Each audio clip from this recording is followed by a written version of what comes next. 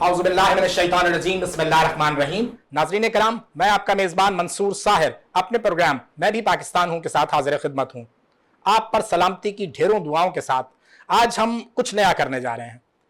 Normally मेरा show political होता है और इसमें हम सियासतदानों को मदऊ करते हैं। इसके साथ साथ मुख्तलिफ शोबा है ज़िंदगी के लोगों को भी मैं अपने शो में बुलाता रहता हूँ।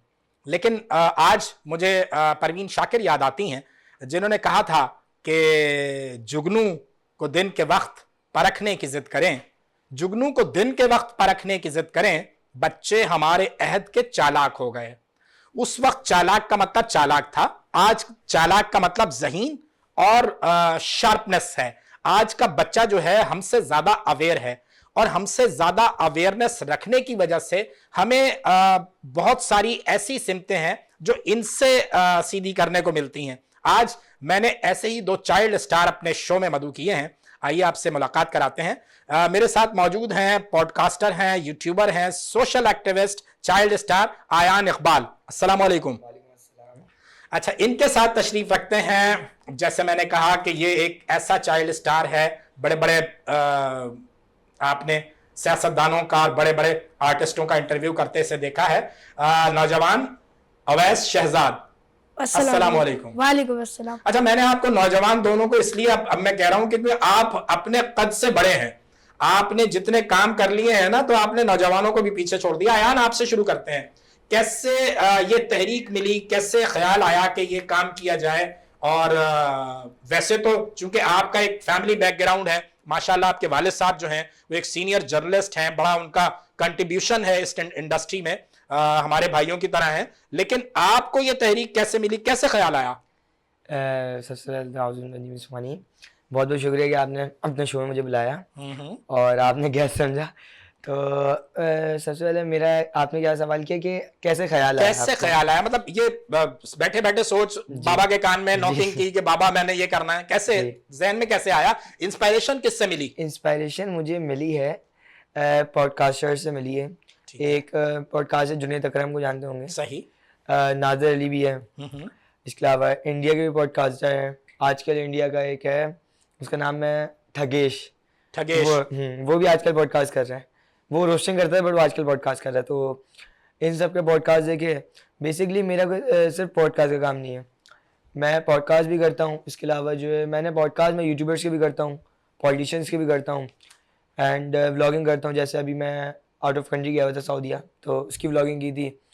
और इसके अलावा जो है मैं क्या नाम है, बस मुझे एक चीज़ है कि मुझे डेली व्लॉगर नहीं बनना। अच्छा, डेली व्लॉगर बन के बंदे की लाइफ फुल डिस्टर्ब हो जाती है बंदा ना, और मेरी एज भी नहीं है अभी डेली व्लॉगर वाली, बिकॉज स्टडी इंपॉर्टेंट है, स्टडी बहुत इंपॉर्टेंट है। इसके अलावा फिर कुरान है, इसके अलावा फिर और भी बहुत सारे चीज़ें हैं। तो इसलिए डेली व्लॉगर तो नहीं, बट हाँ जितना होगा मैं अपनी कोशिश ज़रूर करूँगा और अपने आप को इम्प्रूव करने की। बिल्कुल ठीक है। अवैस, यही सवाल तुमसे है कि तुम्हें कब, मतलब वो कौन सी बेचैनी थी जिसने तुम्हें मजबूर किया कि तुम जो है वो माइक पकड़ो और मैदान में कूद जाओ? बिस्मिल्लाहिर्रहमानिर्रहीम जी, सबसे पहले तो मैं ब्लड कैंसर जैसी बीमारी का पेशेंट भी हूँ और मैं हॉस्पिटल में रहता था। मैं जब हॉस्पिटल के, मैं अकेला भी ब्लड कैंसर का पेशेंट था और भी तमाम दीगर बच्चे थे जो ब्लड कैंसर के पेशेंट थे। तो उनमें मैंने सोचा कि जो बच्चे रो धो के लाइफ जी रहे, मुझे वो लाइफ जिंदाबाद, शाबाश, मुझे हंसी खुशी वाली लाइफ जीनी, कि वो जो बच्चे रो रहे उनकी तरह नहीं, बल्कि जो बच्चे रोते थे मैं उनको डांस करके खुश करके उनको अपने बेड पे बोन में रुका। आजकल आपको टेस्ट पता है कि किस तरह सुई लगा के पानी निकालते। तो उस टाइम ब्लड कैंसर की बीमारी ऐसी है, बाल जड़ जाना, आईब्रो चले जाना, नाखून चले जाना, वो में चले, यानी कि बंदा अपने जिस्म से बेजार, बोलता है कि मैं कीमो नहीं लगवाऊंगा। उस जैसी बीमारी में मैं बेड पे खड़े होकर बच्चों को खुश रखता था।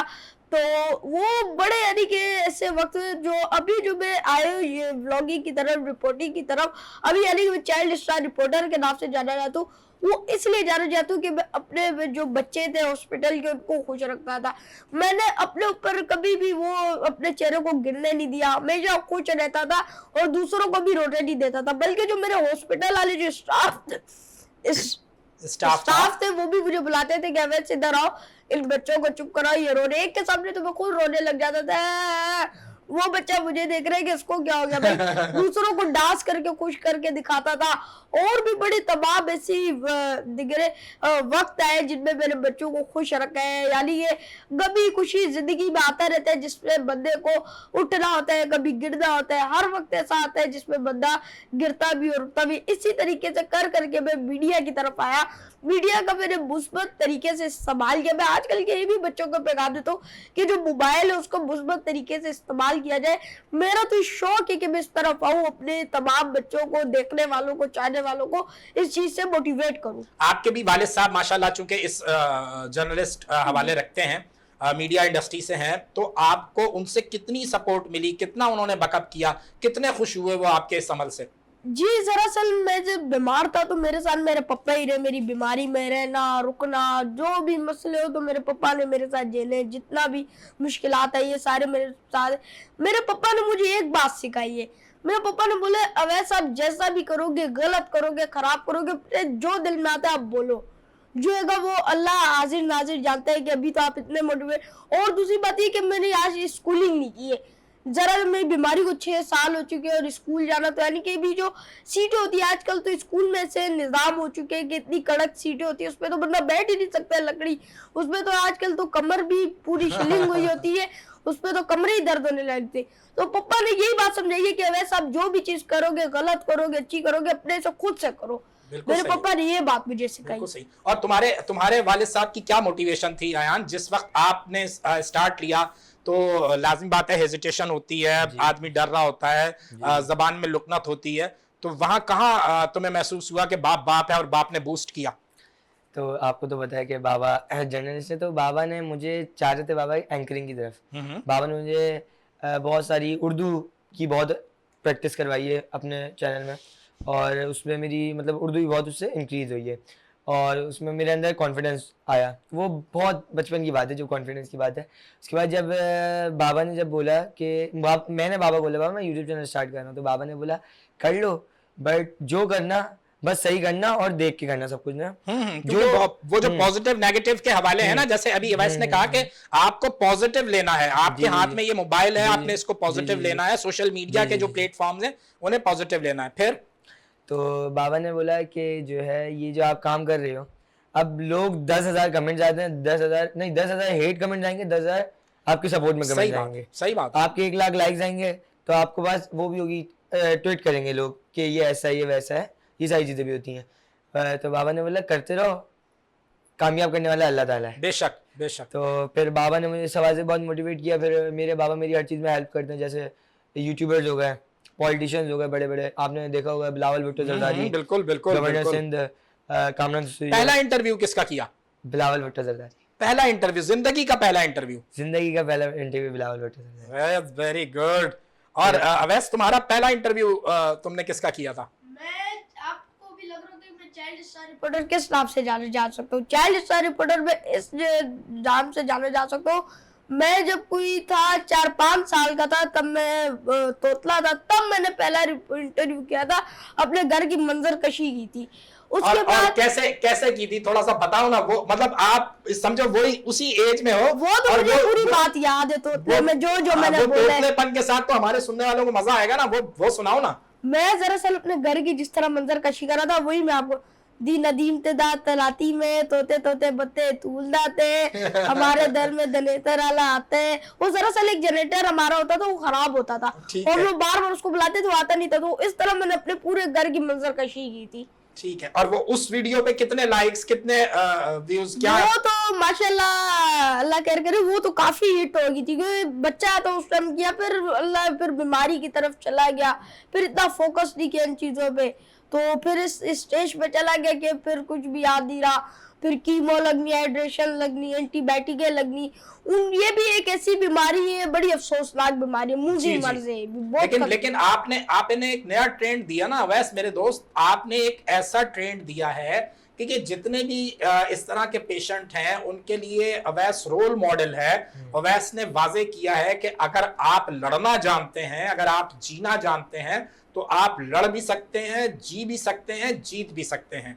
तो आपने पहला इंटरव्यू याद है जब आप बाहर निकले माइक लेके, तो पहला इंटरव्यू किसका किया? पहले इंटरव्यू तो दरअसल मैं एक शो पे, मेरे को जैसे ही मैंने वो इंटरव्यू किया, फिर एक मेरे वालिद साहब के एक दोस्त का डेरा टाइप था, उधर मैंने जाके उनकी भी मंजरकशी की थी।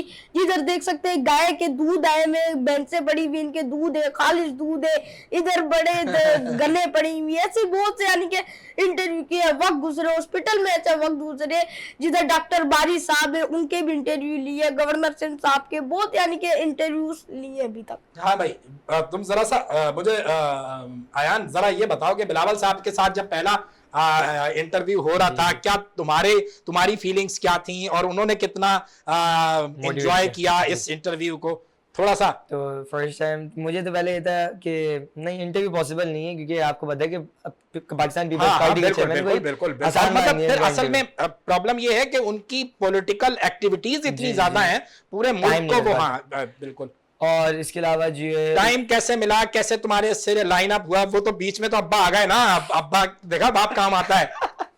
जी जी बिल्कुल। लव यू आसिफ भाई। नहीं, ये हुआ, बाबा मुझे एक दिन पहले बताते हैं, मैं उस वक्त ब्लॉगिंग कर रहा था ना, तो बाबा मुझे एक दिन पहले बताते हैं, ये 3 महीने पहले की बात है, बाबा मुझे बताते हैं कि मैं जा रहा हूँ शिकारपुर। मतलब बाबा किस काम से?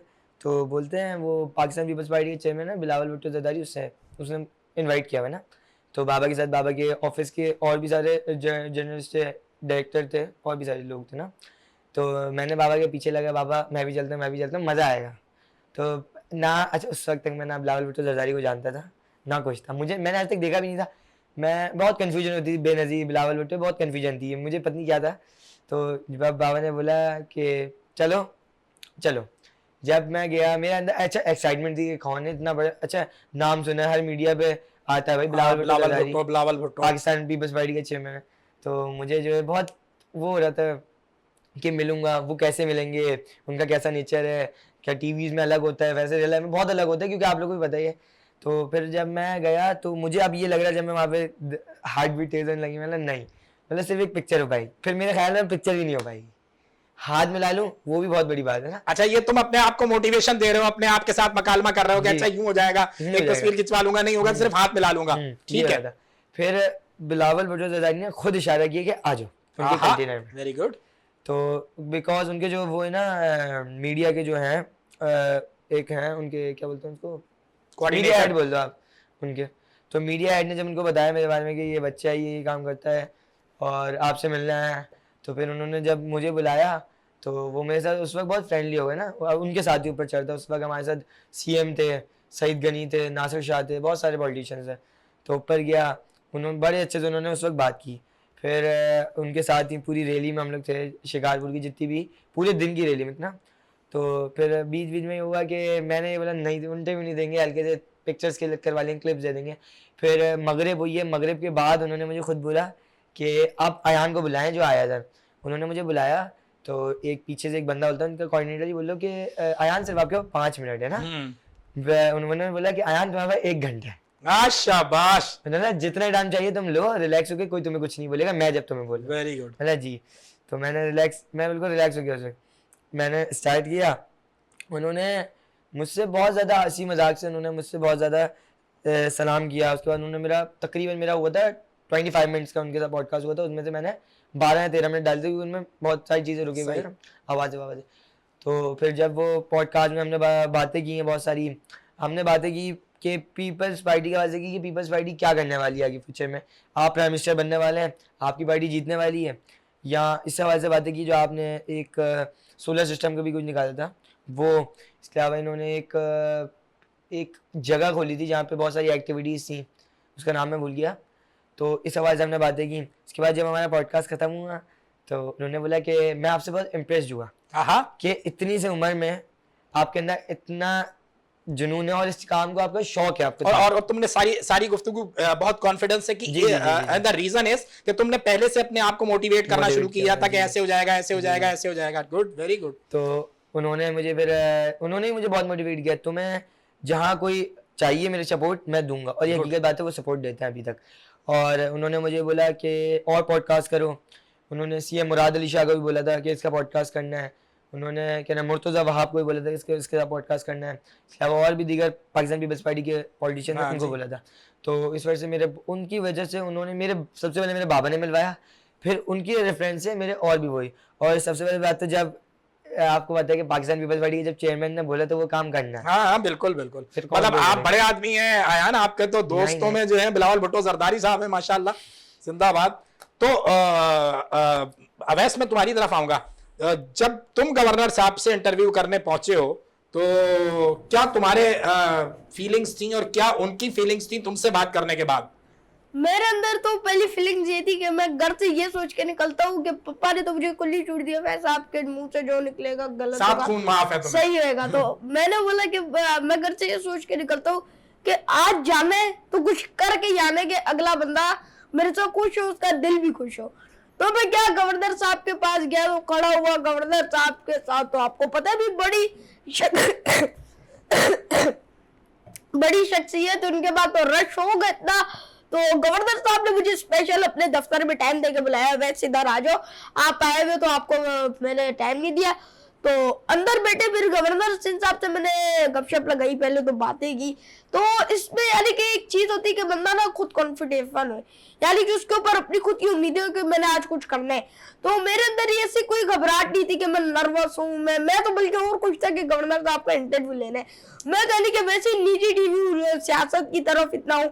तो गवर्नर सिंह साहब से मैंने एक दो सवाल ही पूछे, गवर्नर सिंह साहब आपने बोला है कि क्या करेंगे मुल्क के वाले से, लोड शेडिंग इतनी होगी, वारदातें इतनी हो चुकी है, आपके पास इतना रश होता है, जिस तरह बयानी के सबर लोग बहुत ही रश था। तो उन्होंने स्पेशल बड़े अच्छे तरीके से प्यार से टाइम दिया, बात की मेरे साथ। अभी गवर्नर सिंह साहब के साथ मैं दोबारा मिले और इनके साथ एक और इंटरव्यू करना है मैंने भी। हाँ बोलो। तो मैंने सही बात की गवर्नर सिंह साहब के बारे में। गवर्नर सिंह के जो साहबजादे हैं जैद खान जसोरी, वो बहुत अच्छे दोस्त हैं मेरे। और मैं गवर्नर सिंह से जितनी बार मिला, वैसे तो मैं बहुत बार मिला हूँ क्योंकि दोस्त है ना, तो जाते रहता हूँ। और गवर्नर सिंह के अंदर ये बात बहुत अच्छी है कि वो मिलते, अब मैं सिर्फ एक पॉलिटिशियन की जो अच्छा है भाई उसकी तारीफ करना बनती है, बिल्कुल ठीक है। वो ऐसे मिलते हैं, एक पॉलिटिशियन के उससे मिलते हैं, एक बेटे के दोस्त से उससे मिलते हैं, और एक होता है ना कि एक आम इंसान के उससे मिलते हैं। और उनका नेचर बहुत अच्छा है इस मामले में। आयान, हम गवर्नर साहब से आपकी जो मुलाकातें हैं उसको जरा तफसील से सुनेंगे। यहाँ वक्त हो गया एक छोटे से ब्रेक का। नाज़रीन, मुझे उम्मीद है आप भी मेरी तरह महसूस हो रहे होंगे इन चाइल्ड स्टार्स की गुफ्तगू से। हमारे साथ रहिए, अभी हाजिर होते हैं।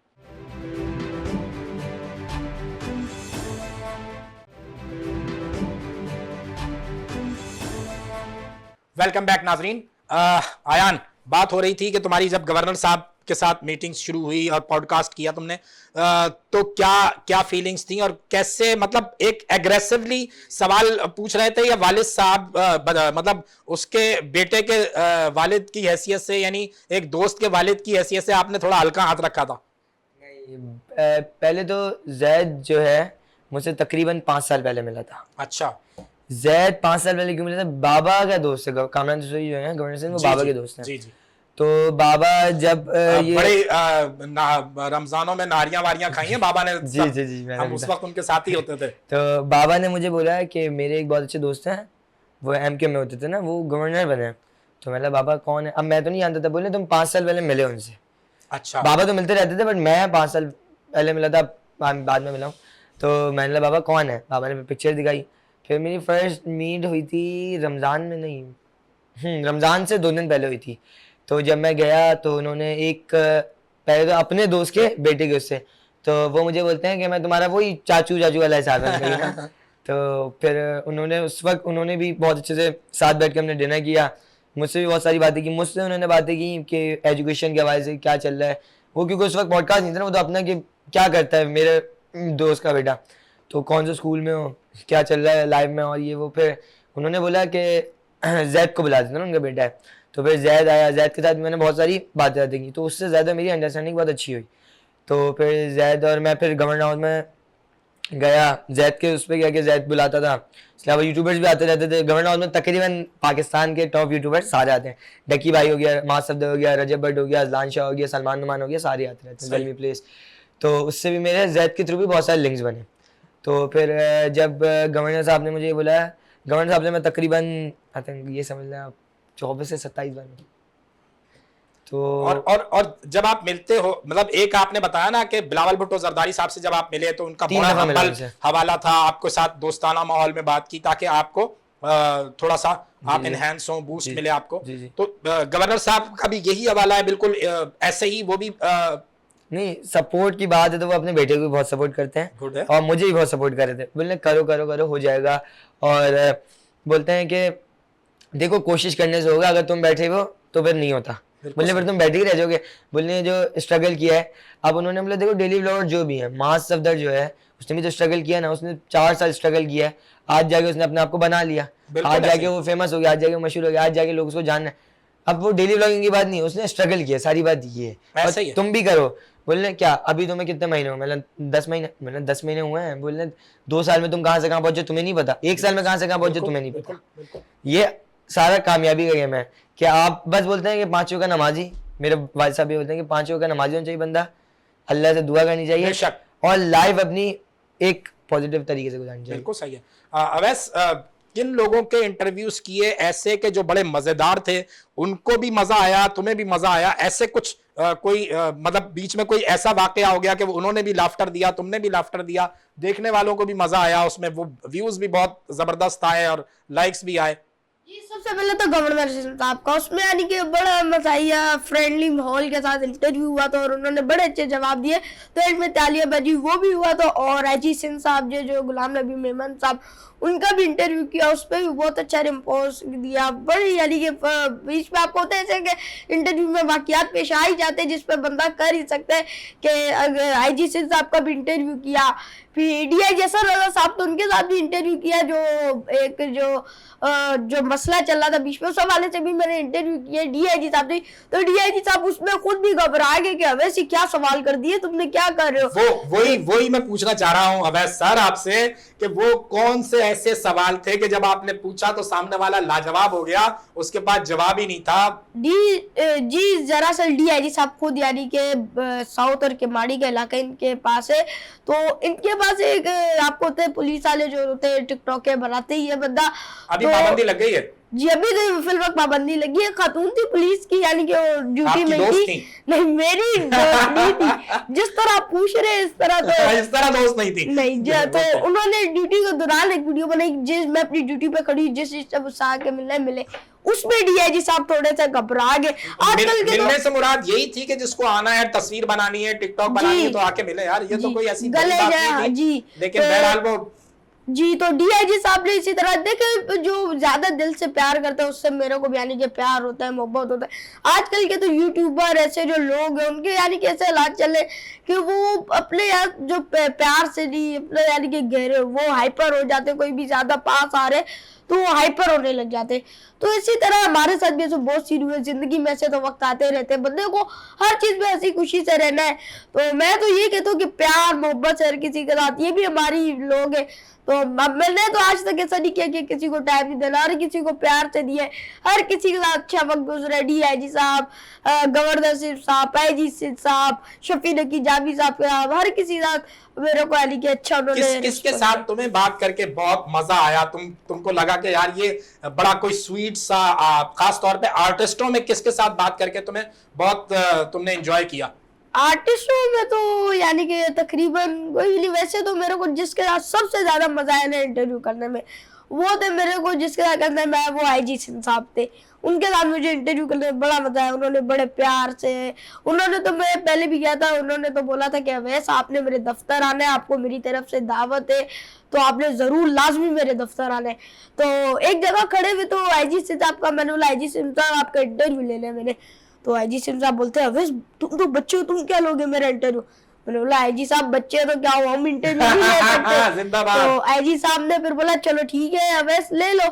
तो फिर मैंने इस हवाले से IG साहब को बोला कि ऐसा क्या सवाल तुमने पूछ लिया था जिसमें वो जो है वो बैकफुट? मैंने IG सिंह साहब से पहला सवाल तो ये पूछा था, IG सिंह साहब आप पहले भी जब आए थे सिंध के IG लगे थे, अभी भी लगे, क्राइम पे तो कोई भी कंट्रोल नहीं है, ना क्राइम पे ना लोड शेडिंग पे, बड़े ही मसलियात हुए। तो IG सिंह साहब इस पे थोड़ा हुए, पहले वर्ड पे तो उन्होंने काफी लंबा खींचा कि इंटरव्यू का टाइम कम मिले, मगर उन्होंने मेरे को अच्छा टाइम भी दिया और उनके साथ अच्छी मुलाकात थी, तो उनके साथ अच्छा यानी कि टाइम गुजरा, वक्त गुजरा, और उन्होंने मुझे खाने की भी दावत दी, बुलाया, खाना खाया साथ मिल के, तो उनके साथ बड़ा अच्छा वक्त गुजरा मेरा। आयान क्या आपको भी एक और एक्सपीरियंस शेयर करता हूं अपना एक्टर्स के साथ। हाँ हाँ, मैं तुमसे यही पूछना चाह रहा था कि तुम्हारे कोई ऐसे एक्सपीरियंस जिसमें हमारे सुनने वालों को भी मजा आए। एक्टर्स तो मेरा एक है, मैं उसको बोलता हूँ हीरो है मेरी नजर, दानिश तैमूर। अच्छा, गुड। उस जैसा एक्टर मैं मानता ही नहीं हूँ किसी को, और मिला भी हूँ मैं उससे। तो दानिश तैमूर की पर्सनैलिटी है सबसे पहले तो, नो डाउट उसकी पर्सनैलिटी मैं नहीं मानता उसके बराबर में आप किसी को भी खड़ा कर लो। ये आपका अपना नुक्ता नजर है, हो सकता है मुझे फवाद ज्यादा अच्छा लगता हो, लेकिन इट्स माय ओपिनियन। हो सकता है आपको फिरोज खान भी अच्छा लगता है। फिरोज खान भी अच्छा लगता है। फिरोज खान मैं अपने उसका बता रहा हूँ। तो बिलाल अब्बास भी एक वक्त में, अभी बिलाल अब्बास बहुत मशहूर चल रहे थे ना, बट मैं उस वक्त भी बोलता था कि दानिश तैमूर अच्छा है। अब आपको कौन, आपको फवाद पसंद है, तुम्हें फिरोज खान पसंद है? जी लगा लेते हैं। मेरे तो सबसे ज्यादा पसंदीदा एक्टर ही भाई जिनके साथ मेरा जो अच्छा वक्त गुजरा था ना आर्टिस्ट में, वो तो भाई शाइस्ता लोधी, जिनका मैंने जैसे इंटरव्यू स्टार्ट किया मैंने मुंह से कर दिया अस्सलाम वालेकुम जी, मैं ओवैसी चाइल्ड स्टार पर आज हमारा मौजूद है शाइस्ता लोधी। मैंने लोधी बोला और क्या सारे बोले शाइस्ता तुम लोधी तो हो। वो उसके साथ यानी कि बड़ा अच्छा वक्त गुजरा, उसने भी बड़े प्यार से जवाब दिया।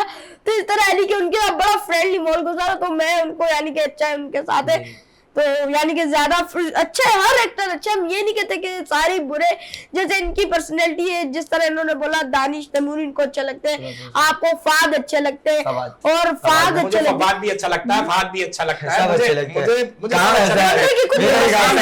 मुझे सब अच्छे लगते हैं। बस मुझे एक है कि पसंद वो कोई ऐसा वाकया शेयर करो ना। दानिश तैमूर मुझे यही था, बड़ा एक्टर है, कोई अब छोटे एक्टर तो है नहीं कि मिल लेंगे इतनी आराम से। तो दानिश तैमूर ने, फिर दानिश तैमूर को उसके जो पीए है उसने बोला हुआ था कि शहरोज को तो जानते होंगे आप जो वहाँ पे होता है बोल टीवी में, तो उसने बोला था कि एक आया हुआ है इकबाल किसके रेफरेंस से मिलने। तो फिर दानिश तैमूर जब शो करके निकला है तो उसको फिर याद आया पार्किंग के अंदर, अच्छा उसको बुला लो। जब मैं मिला तो बहुत अच्छे से मिले, हैंड शेक किया, गले वाले में हाथ डाला, मुझसे बहुत अच्छा टाइम स्पेंड किया उन्होंने। तो मैं फिर मेरे उसमें ये हुआ, मैंने जैसे मैं समझता था दानिश तैमूर को वैसे तो नहीं है अभी।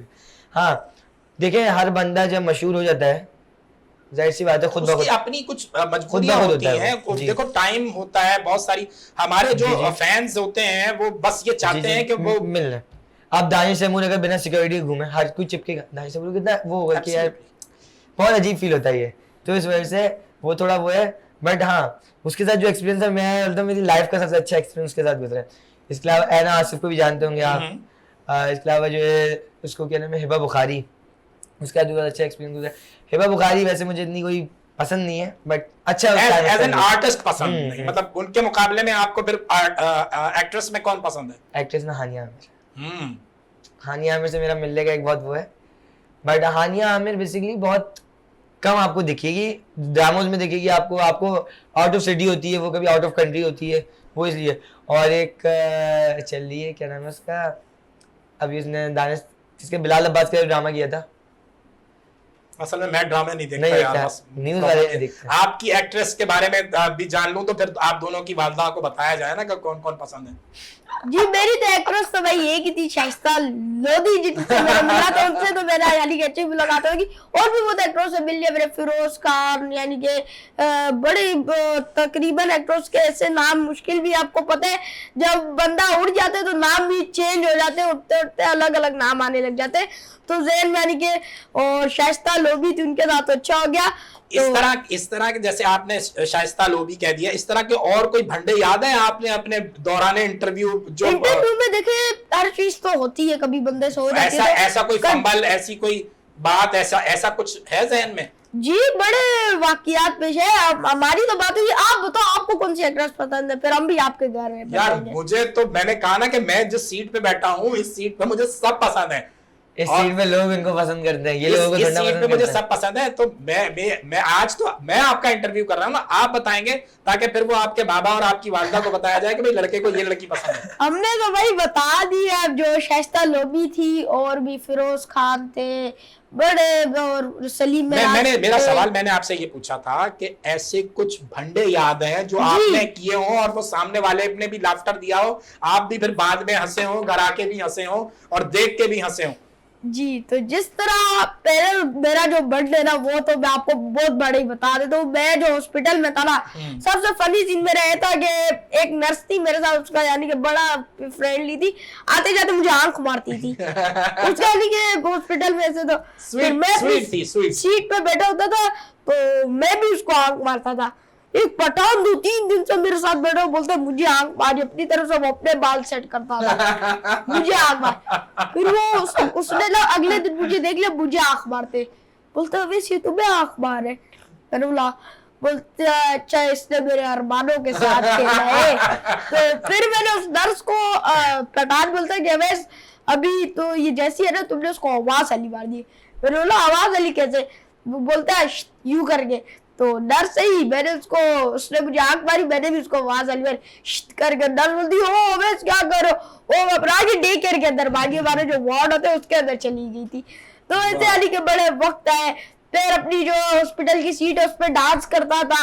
ऐसी बड़ी यानी कि कभी खुशी, एक लाइफ होती है रो धो के जी डाली, उसमें मजा नहीं आता है, और एक लाइफ में खुशी खुशी जी डाली, उसमें बहुत मजा आता है भाई। Very good. आयान, कितने क्या कौन कौन याद है, कोई ऐसा भंडा जो बाद में तुम भी हंसे हो, बाबा भी हंसे, सब हंसे यार ये क्या कर दिया, लेकिन वो कोई बहुत ही फनी एलिमेंट था, वो उसको लोगों ने पसंद किया हो? वो मैंने बेसिकली पब्लिक वो नहीं किया था मैंने, बट मैंने वो जो था, मैं गया हुआ था इंटरव्यू लेने खालिद मकबूल सिद्दीकी एमक्यूएम के जो हैं, तो उनके घर पे गया हुआ। अब मैंने गलती से बोल दिया मेरे साथ मौजूद है पाकिस्तान पीपल्स पार्टी के चेयरमैन, मैं तुमसे यही पूछने वाला था। तो वो बोलते बेटा क्या हुआ अभी तक पीपल्स पार्टी का ध्यान नहीं निकला तुम्हारे, तो अब तो आ जाओ, दो महीने हो गए, अब तो तुम उसमें बैग आ जाओ। बोले अभी तो हम एमक्यूएम चल रही है ना कराची वाला। तो फिर बाबा से बोलते, जब मैंने बाबा को जाके बात बताई, बोलते ठीक है शाबाश बेटा, तुम दूसरी पार्टी के सामने बैठ के बोले पाकिस्तान पीपल्स पार्टी के चेयरमैन बैठे हैं। तो ये था। अच्छा, उसको मैं सोशलाइज ये नहीं कर सकता था क्योंकि प्रॉब्लम्स होती हैं। हाँ, वो ठीक है। अच्छा, कितने जरा सा बताएंगे कि वो डॉलर वॉलर कुछ कमा रहे हैं आप लोग या नहीं कमा रहे हैं कुछ? वैसे तुम पहले तुम बताओ, कुछ डॉलर वॉलर गिरना शुरू हुए नहीं? फॉलोअर्स की तादाद कितनी है तुम्हारे? जी दरअसल मैंने तो इन चीज पे फोकस नहीं किया, और दूसरी बात ये डॉलर की बात करें तो मैं पैसों के लिए काम नहीं करता हूँ। वो तो मुझे अंदाजा हो गया। और दरअसल जो यूट्यूब की जो मोनेटाइजिंग होती है, जो वॉच टाइम होते हैं, वो भी पूरे मगर आज तक नहीं किया मोनेटाइज, क्योंकि डॉलर के पैसों वैसों के लिए ऐसे अपना नॉर्मल शायद हम लोग चलाते हैं इंटरव्यू, तो ये यानी कि चल रहा होता है, और सब लोगों को यानी कि जो गरीब है उनसे भी अभी हम लोग लेंगे, तो ये चीज सही नहीं है। गरीब कहाँ है आप? YouTube कहाँ गरीब है? वो तो आपको डॉलर्स में पे करेगा ना। जिन बंदों का इंटरव्यू लेना ना, वो तो बिल्कुल अलग कहानी है। मैं आपसे ये पूछ रहा हूँ, एक सिस्टम है ना, अगर आप अपने चैनल को मोनेटाइज करवा लोगे, आवर्स पूरे हैं, और फिर अगर आपको पेमेंट कर रहा है YouTube, तो इसमें क्या बुराई है? नहीं वैसे वो फिर आपको पता है आजकल आपका माइंड नहीं है उस तरफ नहीं है, और दूसरा आजकल को पता है आपके इस मुल्क के क्या हालात है, बंदा बोलते हैं तो भाई असल में मसला तो यही आ रहा है ना कि अगर इस मुल्क के हालात ठीक करने हैं तो आपको डॉलर खर्च नहीं करने हैं, डॉलर्स मंगवाने हैं, और डॉलर्स मंगवाने के लिए बहुत जरूरी। ये तो पप्पा की, अगर पप्पा की मेरा इस तरफ ज़हन नहीं है, बस यही है। ये ऐसा तो नहीं, वीडियो बनाना आपको पता ही नहीं हो डॉलर्स में वो आपको पता है YouTube के अंदर एक स्टार होता है जिसमें मनी बनाते हैं, और उसपे ग्रीन कलर होता है, उससे यानी कि अभी जब वो लोग ही नहीं तो कैसे पैसे आएंगे? बिल्कुल सही। तो ये मेरा काम है सिर्फ रिपोर्टिंग बनाना, पप्पा का बकाया अगला काम है। पप्पा ठीक है पप्पा से शो के बाद में जरा डिस्कस करूंगा। आयन, तुम्हारे फॉलोवर्स की तादाद कितनी है, और कैसे तुम्हारा बिहेवियर है उनके साथ, उनका तुम्हारे साथ, और कुछ अर्निंग वर्निंग शुरू हुई नहीं हुई? मेरे टिकटॉक पे जो है 65 के हैं, फेसबुक पे जो है 5 के हैं, और क्या नाम है यूट्यूब पे जो है 5 के प्लस हैं, और इसके अलावा जो है क्या इंस्टाग्राम पर मेरे 10 के हैं। अभी शुरू किया है। जी। ठीक है। तो टिकटॉक पे मेरे जो व्यूवर्स आए थे सबसे ज़्यादा 6.7 million, 1.3 million, 6.7 million, 9 lakhs view, और 2.5 मिलियन, 3.3 मिलियन वीडियोस पे व्यूज आते हैं। सबसे ज़्यादा हाइप पे गई थी। सबसे ज़्यादा 6.7 मिलियन कौन सी वीडियो गई होगी? इंट्रोडक्शन बिलावल का। अच्छा, गुड। वो सबसे हाइप पे गई थी। बट हाँ, पॉलिटिशियन की अभी वीडियोस पे आपको पैसा नहीं देगा टिकटॉक। अच्छा, ये नहीं देता, पैसा नहीं देता। हाँ, इसके अलावा जो मैंने एक पुलिस वाले के साथ एक वीडियो डाली थी, देखी थी आपने वाली वीडियो? उनसे बात कर रहा था, तो उस वीडियो पे आए थे 1.3 मिलियन व्यूज ना। अब वो पुलिस वाला शायद अभी तक सस्पेंड भी हुआ होगा। उस पुलिस वाले ने जो है ना, ये हुआ है, मैं वीडियो शूट कर।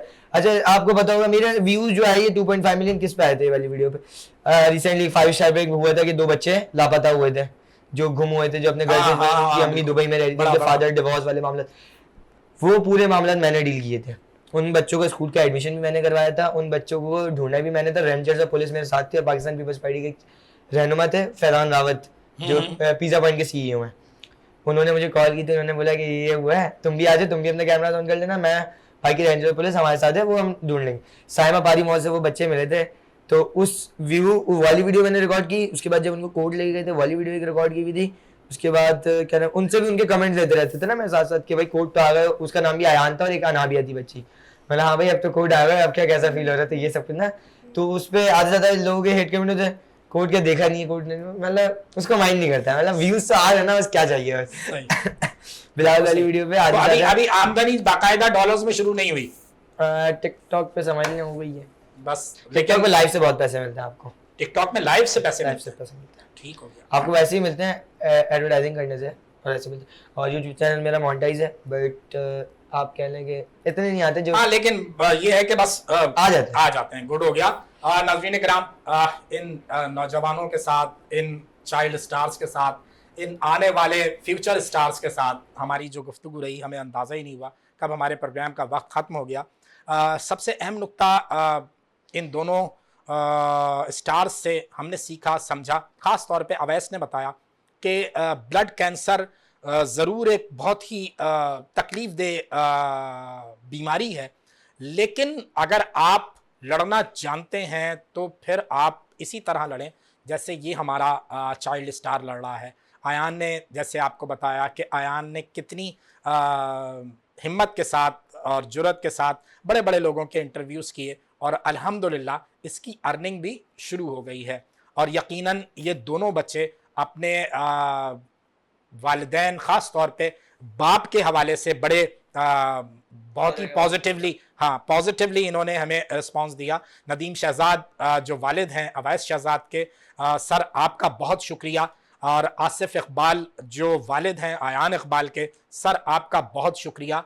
मैं अपने इन दोनों मेहमानों को, आयान इकबाल आपका शुक्रिया अदा करूँगा, अवैस आपका शुक्रिया अदा करूँगा, और इस शेर के साथ अपने प्रोग्राम का अख्तिताम करूँगा कि ख़ता से दरगुज़र करके मोहब्बत बाप देता है। ख़ता से दरगुज़र करके मोहब्बत बाप देता है, खुदा के बाद तुमको ये सहूलत बाप देता है। तो जो बच्चे अपने बाप से जुड़े हुए हैं, यकीनन उनकी तरक्की और मुस्तकबिल रोशन है। उनके लिए भी दुआ कीजिए, अपने लिए भी दुआ कीजिए कि आप भी इनकी तरह दिल बड़ा करें और सोशल मीडिया का प्लेटफॉर्म पॉजिटिवली यूज़ करें। आज तक के लिए इतना ही। अल्लाह हाफ़िज़।